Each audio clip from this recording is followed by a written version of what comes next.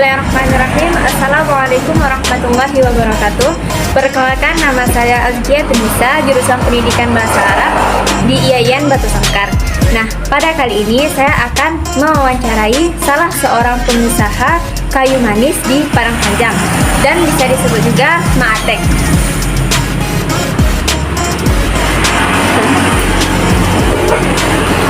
Assalamualaikum warahmatullahi wabarakatuh. Saya perkenalkan, nama saya Okto Dharma Putra, yang lebih dikenal masyarakat Ma'atek. Jadi adik mau Mewawancarai Bapak terlebih dahulu. Bisakah Bapak memperkenalkan diri terlebih dahulu? ya, nama saya Okto Dharma Putra, yang lebih dikenal Ma'atek. Keseharian saya pengumpul kayu manis di Kota Padang Panjang dan sekitarnya.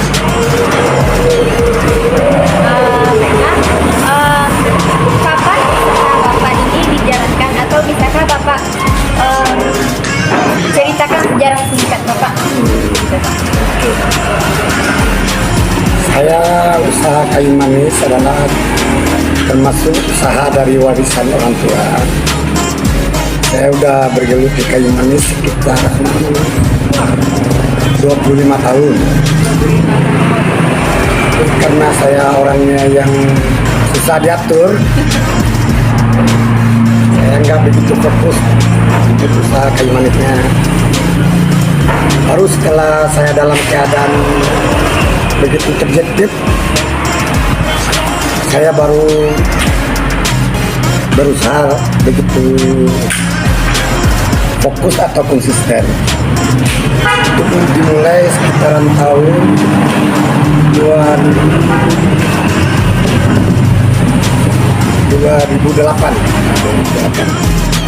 Baru saya begitu fokus untuk mengikuti usaha kayu manis. Kemudian kenapa Bapak memilih usaha ini untuk dijalankan, Pak? Kalau menurut prinsip saya, usaha itu sama aja semua. Dan karena saya sudah ada bakat di bidang kayu manis, ya saya coba untuk mengembangkan usaha saya dengan keahlian saya. Menurut saya, semua usaha itu sama. Pasti ada kendalanya, ada enaknya, ada susahnya. Coba kita kasih contoh aja lah, seperti usaha-usaha yang lainnya pasti ada kendalanya, seperti masalah kalau yang bisa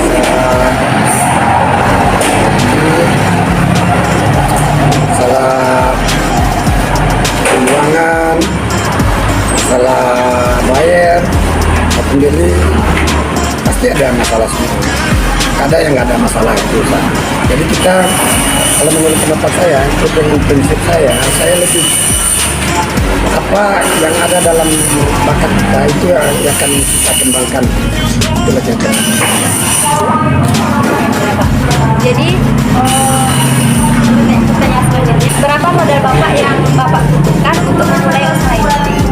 Kira-kira berapa ya?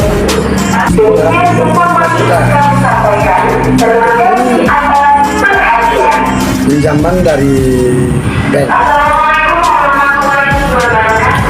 Karena saya orangnya waktu itu kan belum begitu fokus, dan sempat juga hancur. Tapi kalau menurut saya, modal yang paling utama dalam usaha itu bukan uang, bukan. Yang modal utama itu adalah kepercayaan.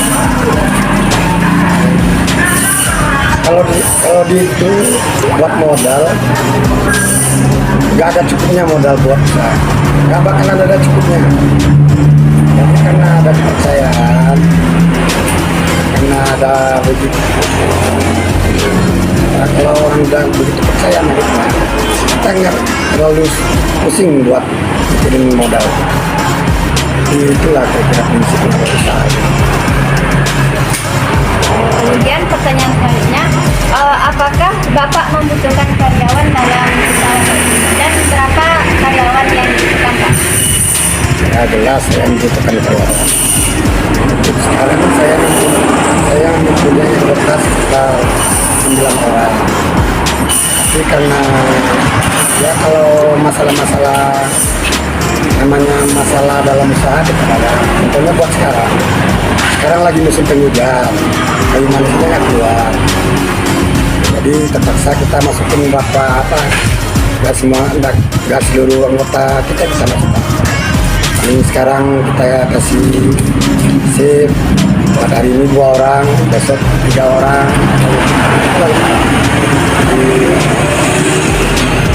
Baik Pak. Kemudian pertanyaan selanjutnya, berapa omset atau pendapatan Bapak dalam menjalankan usaha ini? Mungkin bisa dijelaskan. Waduh, kacau nih. Kalau omset, Ya Pak, omset Pak. omset, punya omset karena saya nggak terlalu punya kebutuhan. Sekitar 500 juta lah per bulan. Kalau bisa sampai 1 miliar, tergantung itu cuaca dan permintaan. Kalau begitu banyaknya permintaan, mungkin omset kita mungkin ya kisaran mungkin ini di kisaran 1 sampai 1,5 M. Kalau lagi sepi kali 500 per bulan. Berarti per bulan 500 juta gitu. Ya 500 juta sampai 1,5 M. Kemudian bagaimana proses jual beli dalam usaha Bapak ini Pak? Kalau kita itu kalau buat beli ya, kita belinya itu kontan, uang cash bisa juga. Kalau sekarang ini kalau uang cash kita kan terlalu wariskan, jadi kebanyakan kita transfer.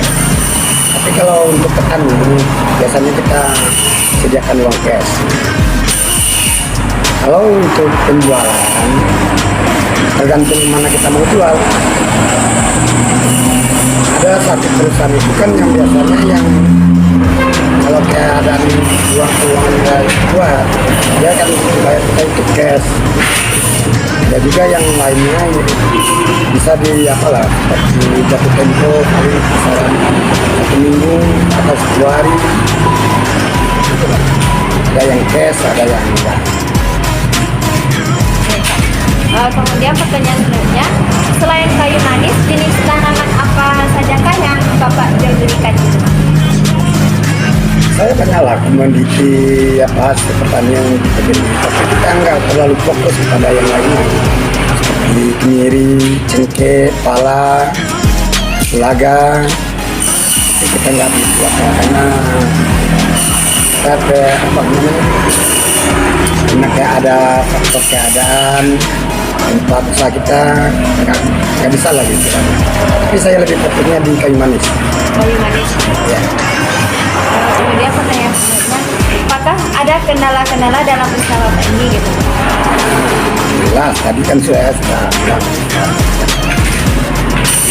Kalau usaha saya di bidang kayu manis, kendala paling apa itu lah cuaca. Cuaca. Nah, sekarang lagi ada masalah nih.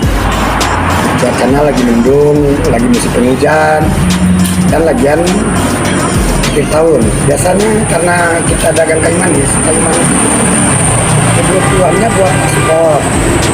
Boleh dikata itu sekitaran 90 sampai 95% aja kan diekspor.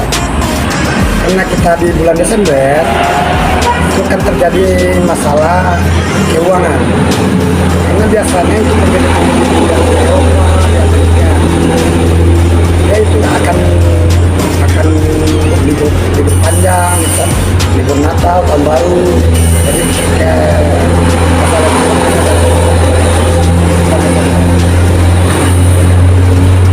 ya itulah. Kemudian bagaimana solusi dari kendala-kendala Bapak sehingga akan teratasi? Kata di cuaca Pak, bagaimana cara Bapak mengatasi? Kalau cuaca ya kita nggak bisa apalah, kita lawan kan. Jadi kita paling ya cuman bisa bertahan lah. Kalau ada panas ya kita keluar, kita jemur. masalah cuaca itu nggak bisa kita lawan. Tapi kalau masalah keuangan kita bisa atasi dengan pembelian. Kita kurangin aja pembeliannya. Karena kita kan bisa, karena kita udah punya pengalaman panjang dengan Kaiman. Kita udah tahu betul apa masalah keuangan itu berjalan.